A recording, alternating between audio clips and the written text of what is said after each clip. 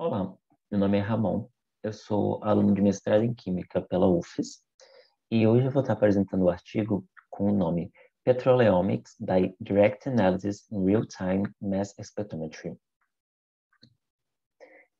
Esse artigo ele foi publicado em 2015 na American Society for Mass Spectrometry e, como a gente pode ver aqui embaixo, é o nome dos autores. Bem, o artigo começa falando sobre como que a-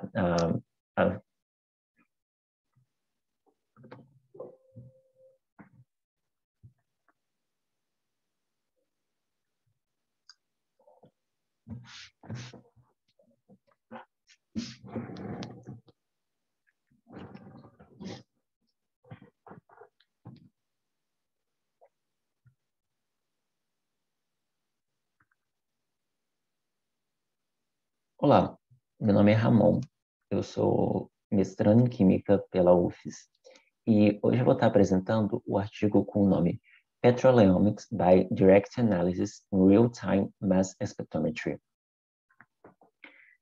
Esse artigo ele foi publicado em 2015 na American Society for Mass Spectrometry e aqui embaixo tem o nome dos autores. Bem, na introdução, o artigo começa falando sobre como o DART não tem sido muito utilizado para análise de petróleo, com exceção de um trabalho. Este trabalho em questão foi realizado por Hummel e colaboradores, onde eles utilizam o DART acoplado ao FT e CRMS para análise de hidrocarbonetos policíclicos aromáticos. E o trabalho, o artigo que eu estou apresentando, ele tem como objetivo a utilização da fonte DART, acoplada ao analisador de massas híbridos, LTQ Orbitrap Velos Pro, para análise de três compostos: petróleo, parafinas e porfirinas. Falando agora da parte experimental, eu vou falar de cada um desses três compostos. Começando pelo petróleo, foram analisadas 7 amostras de petróleo brasileiro e elas foram nomeadas de A a G. Essas amostras elas foram diluídas em diclorometano em diferentes concentrações e elas foram aplicadas a uma superfície de papel para que ocorressem as análises. As amostras de parafina foram analisadas 3 diferentes parafinas, chamadas de parafinas A, B e C, e as amostras elas foram preparadas em heptano e aplicadas numa placa de TLC para as análises. E, por fim, foram analisadas 2 porfirinas, que foram preparadas em THF e aplicadas numa superfície de papel para suas análises.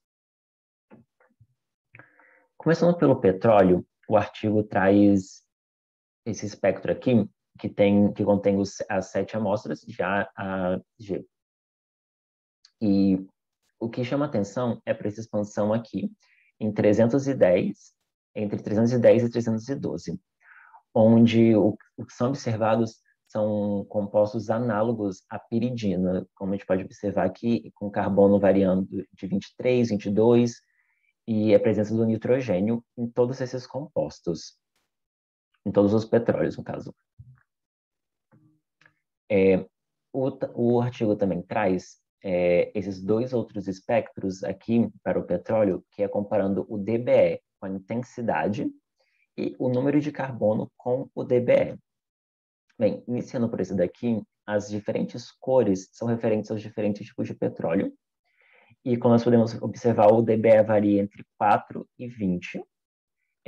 E o artigo chama atenção para esses três compostos aqui, né? Com DBE aqui em 5, que seria essa estrutura aqui, né? Como podemos observar, tem 1, 2, 3 das insaturações, 4 deste ciclo e 5 deste ciclo, fechando o DBE de 5. Também são observados esses outros 2 compostos aqui, e como nós podemos ver, eles são análogos à piridina, né, que seria esse anel, o benzeno substituído por um nitrogênio. E também nós temos aqui esse espectro que traz o número de carbono pelo DBE, e o número de carbono variando aqui entre aproximadamente 12 e 45, e o DBE variando de 4 a aproximadamente 20. O que nós conseguimos observar é que dentre desses daqui, o sinal mais intenso é este sinal aqui, que possui DBE 8 e número de carbonos 16. Para essa análise de parafina, foram analisadas 3 parafinas, parafina A, B e C, e o que foi observado foram essas expansões aqui, que está mostrado em cada uma delas, onde foram observadas as oxidações dessas parafinas, né? E no artigo, eles comparam com um trabalho realizado por Cooks em 2009, onde ele estudava as oxidações de alguns compostos utilizando o DESE, e o que foi observado é que os compostos lá que foram analisados, eles apresentavam a fórmula que possuía carbono variando entre 21 e 36. E se nós observarmos os compostos aqui, eles apresentam uma quantidade de carbono que varia nessa faixa, né? 25, 26, 27, em todas as análises. Então, eles são dentro dessa faixa. Então, esse estudo aqui dos compostos que foram oxidados, eles batem com um já visto anteriormente, já apresentado anteriormente na literatura. E, por último, foram analisados compostos, as porfirinas, sendo essa porfirina aqui e essa daqui, onde o R seriam grupos fenilas, né? E aqui nós temos o espectro de DART-MS e o espectro de DART-MS-MS para ambas as porfirinas.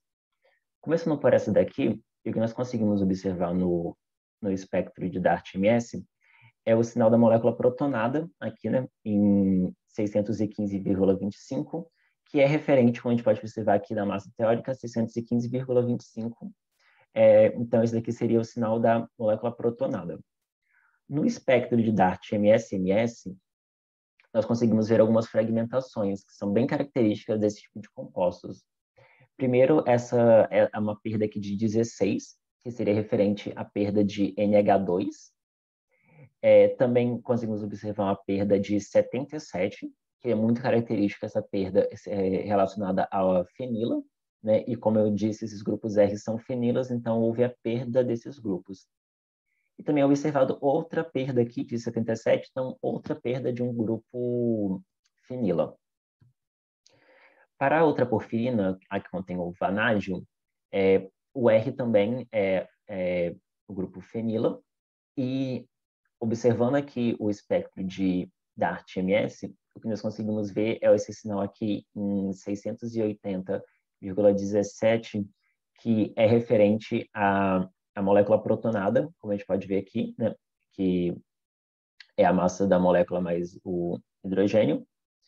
E se nós observarmos o espectro de DART-MS-MS, é bem notável a perda aqui de 77, como eu já falei, referente ao grupo fenila, que seriam esses grupos R. O artigo também traz isso daqui, que é meio como uma comparação do espectro de DART-MS medido e do teórico. Como nós conseguimos observar, os espectros eles são bem parecidos, né? O medido e o teórico, tendo esses sinais característicos aqui, em 680, 81 e 82. E no medido, né, a gente pode observar alguns sinais a mais referentes aos compostos do meio. Bem, o artigo traz, por último, na conclusão, dizendo o seguinte, que o DART, ele se mostrou uma ferramenta simples e muito eficiente para análise dos 3 compostos, o petróleo, a parafina e as porfirinas. A capacidade de ionização de frações polares, como asfaltenos e resinas, não foram estudadas, né? E isso é uma coisa que ainda precisa ser estudada, que até o momento do artigo não tinha muito na literatura sobre isso também. E, além disso, é necessário um estudo que compare a eficiência de ionização entre o DART e as fontes de ionização à pressão atmosférica e ambiente, ou seja, um estudo mais comparativo mesmo, para mostrar se as outras fontes também apresentam tanta eficiência quanto essa, ou até mesmo mais uma eficiência melhor. Bem, o que eu tinha para apresentar era isso. Espero que vocês tenham gostado.